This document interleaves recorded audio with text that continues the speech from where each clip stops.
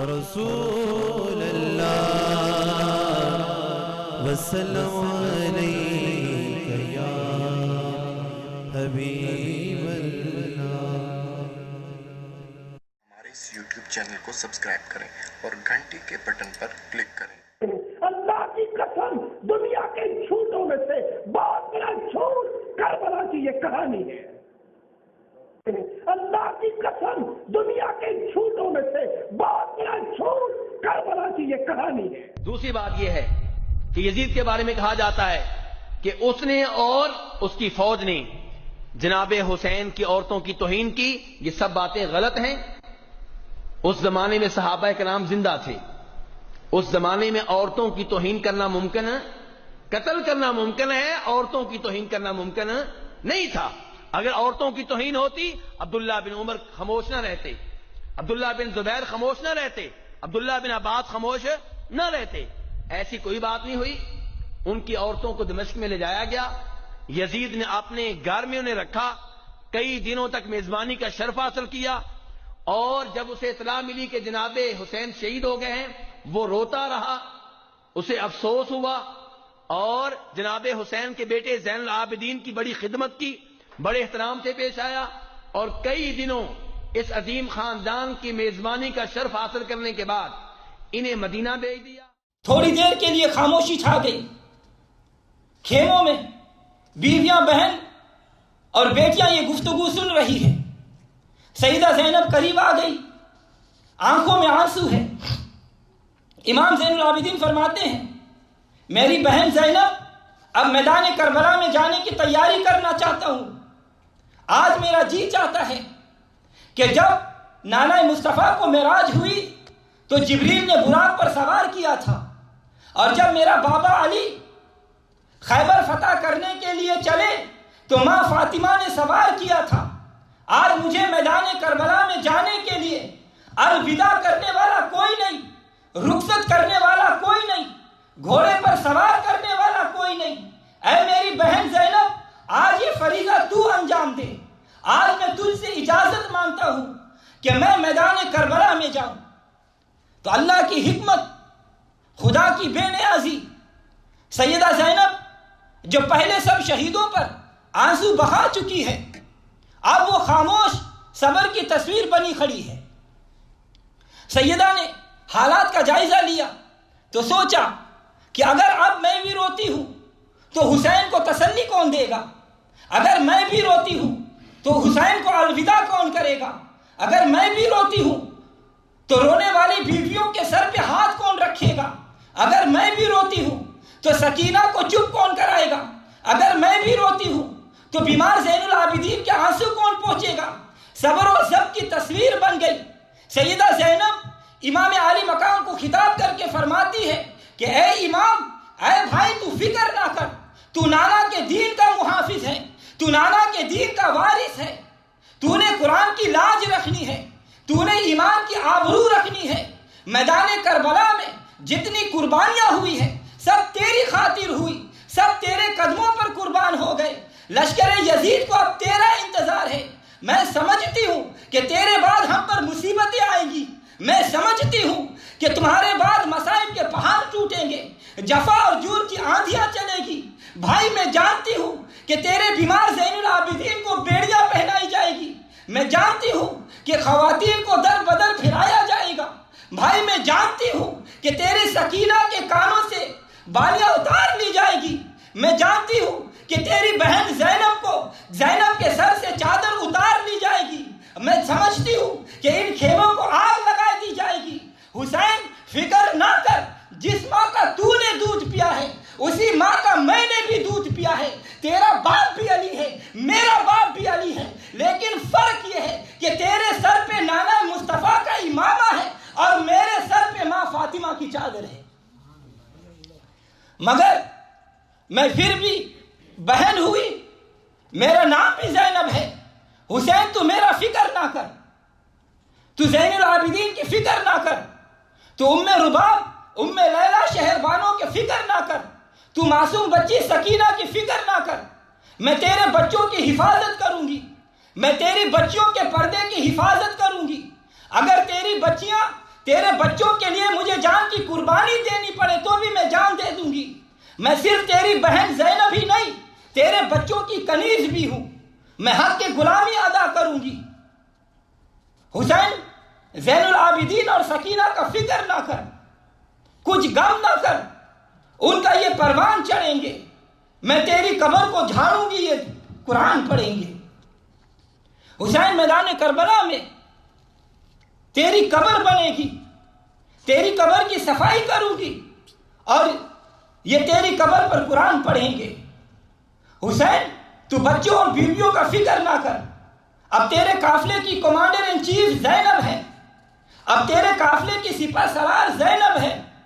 اب تیری ساری ذمہ داریاں میں نے اپنے کاندھے پر اٹھا لی ہے. پہلے تو حسین تھا، میں زینب ہوں. تیرے جانے کے بعد اب زینب زینب نہیں رہے گی بلکہ حسین بن جائے گی. اے حسین میں تجھے الوداع کہتی ہوں، تو فکر نہ کر. میں تیرے ان بیماروں کی خدمت بھی کروں گی، تیری بچوں کی خدمت کروں گی، تیرے پردے داروں کی پردے کی حفاظت بھی کروں گی. کربلا، کوفہ، دمشق کے بازاروں میں پھرتی ہوئی ان کو واپس مدینہ پہنچاؤں گی. میں جنت البقیع میں جاؤں گی، ماں فاطمہ کی قبر پر تیرا بھی سلام عرض کروں گی، اور میں نانا مصطفیٰ کے دربار میں جا کر میدان کربلا میں ہمارے ساتھ جو بیتی وہ نانا کو سب بتاؤں گی. تو سیدہ زینب کی وصیتیں سن کر امام حسین رضی اللہ تعالیٰ عنہ کے دل کو اطمینان آ رہا ہے کہ سیدہ زینب سارے پروگرام کو سمجھ رہی ہے. امام حسین جب میدان کربلا میں جانے کی تیاری کرتے ہیں، آپ فرماتے ہیں بی بی شہر بانو میرا وہ تنگ لباس دو جس کو میں جسم پر پہن کر میدان جنگ میں جایا کرتا ہوں، جو اندر سے بالکل ٹائٹ ہوتا ہے. مجھے وہ دے دو جو جسم کے ساتھ مل جاتا ہے. مجھے وہ معمولی لباس دو جس میں کوئی رغبت نہ کرے. نیچے وہ پہنوں گا اور اوپر کھلا لباس پہنوں گا، تاکہ میدان کربلا میں جب میں شہید ہو جاؤں، میرے جسم کے ٹکڑے ہو جائے، میری لاشیں پر گھوڑے دوڑے، میرے اوپر والے کپڑے پھٹ بھی جائے تو میرا پردہ سلامت رہے.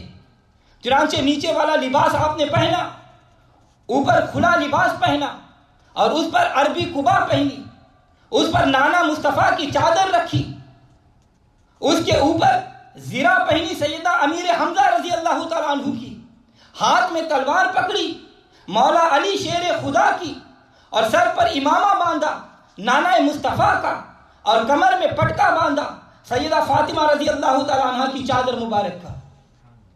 امام علی مقام نے خیمے میں موجود خواتین کو آخری سلام یوں فرمایا کہ ہو سلام آخری اے خاندان اہل بیت، ہو سلام آخری اے خاندان اہل بیت. حضرات گرامی، سیدنا امام حسین نے جب آخری سلام کیا تو خیمے کے اندر کیا تصویر بنی ہوئی ہوگی، زبانیں بتا نہیں سکتی. ان پردے دار بیویوں پر کیا گزرا تھا جب انہیں یقین ہو گیا تھا کہ ہمارے پردے کا محافظ جا رہا ہے، اب واپس نہیں آئے گا. ان بچیوں پر کیا حشر ٹوٹا ہوگا جنہیں یہ پتہ چل رہا تھا کہ ہمارا باپ اب واپس نہیں آئے گا. ان بیمار کا کیا عالم ہوگا جو یہ جان رہا ہے کہ میرا باپ بیمار کو چھوڑ کر جا رہا ہے، پھر مجھے پوچھنے کے لیے واپس نہیں آئے گا. ان بیویوں پر کیا گزری ہوگی جن کو یہ علم ہے کہ ہمارے سر کا سایہ جا رہا ہے، ہم بیوہ ہونے والی ہیں، اب ہمارے سر کا تاج واپس نہیں آئے گا. اللہ اکبر. لیکن وہ بیویاں صبر اور استقامت کی تصویریں بن کر خیموں میں بیٹھی ہے. سیدنا امام حسین خیمے سے باہر نکلے. مسلمانوں، کلیجے پر ہاتھ رکھ کر سوچنا، سلام آخر کہہ کر امام علی مقام کس طرح خیمے سے نکلے ہوں گے. یوں نکلے ہیں حسین خیمے کے در سے، یوں نکلے ہیں حسین خیمے کے در سے جیسے نکلتا ہے جنازہ کسی گھر سے. امام علی مقام خیمے کے دروازے سے جب باہر نکلے تو خیمے کے اندر سے ایک چیخ سنائی دی رونے کی آواز آئی. امام علی مقام کے دل پر قیامت گزر جاتی ہے. واپس آتے ہیں, فرماتے ہیں کیا بات ہے؟ دیکھا سکینہ بےتاب ہو کر رو رہی ہے.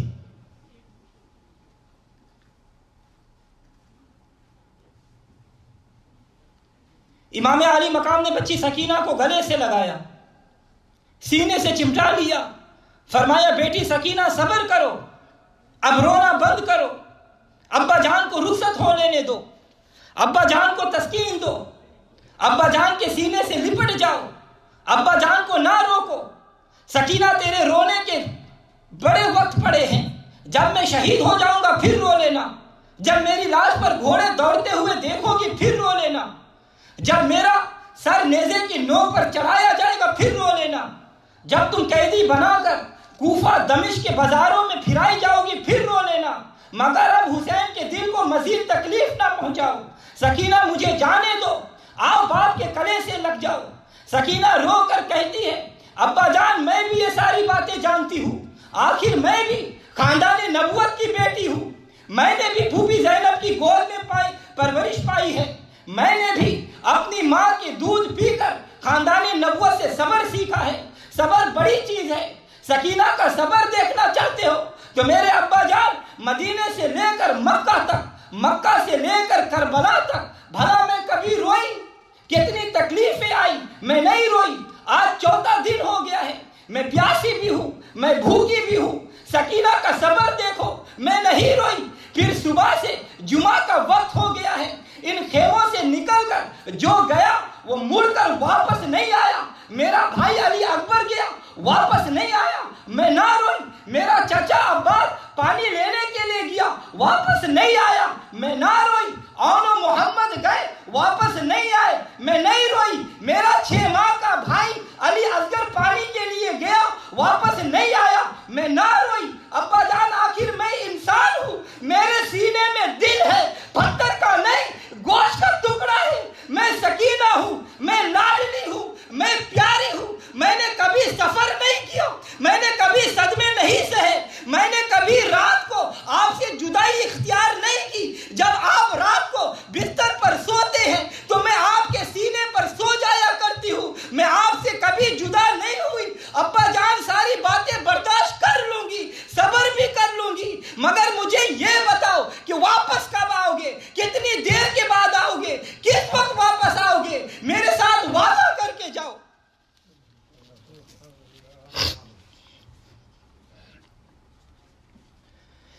امام علی مقام نے بچی کی سادگی کو دیکھ کر رو پڑے.